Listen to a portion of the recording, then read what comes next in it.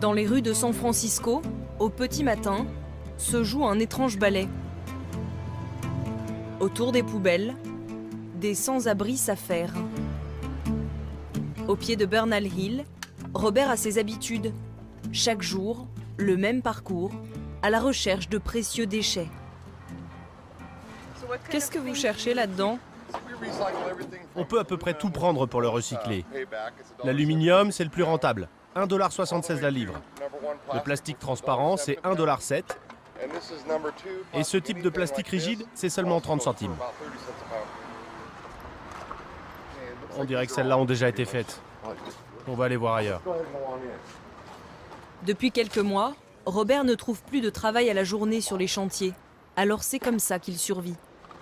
Son circuit, les poubelles d'un club de sport, de 2 stations-service et celles d'un hôpital. De quoi se payer 2 repas par jour et même son loyer. Un sac comme celui-ci, bien plein, ça représente environ 10 $. Et je peux en remplir 4 ou 5 en une seule journée. 40 $ pour une journée, le salaire minimum aux États-Unis. Pour transformer ces canettes vides en dollars, il lui suffit de se rendre dans ce centre de recyclage. Chaque jour, des centaines de sans-abri, mais aussi des travailleurs, viennent y déverser leur butin. Verre, plastique ou aluminium, les prix sont indexés sur le cours des matières premières.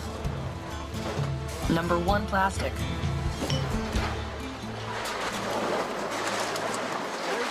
Vous me donnez le reçu, s'il vous plaît? Voilà, regardez. Plastique, métal, tout est inscrit par catégorie. Comme prévu, Robert a gagné un peu plus de 10 $ avec son sac.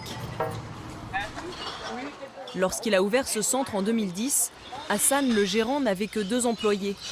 Aujourd'hui, ils sont une trentaine et reçoivent chaque jour plus de 600 clients.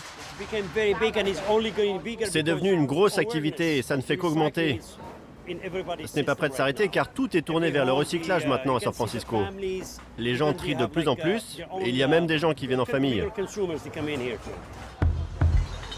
En quelques années, les centres de recyclage se sont multipliés à San Francisco, au point de faire de la ville une exception au sein du 2e pays le plus pollueur de la planète.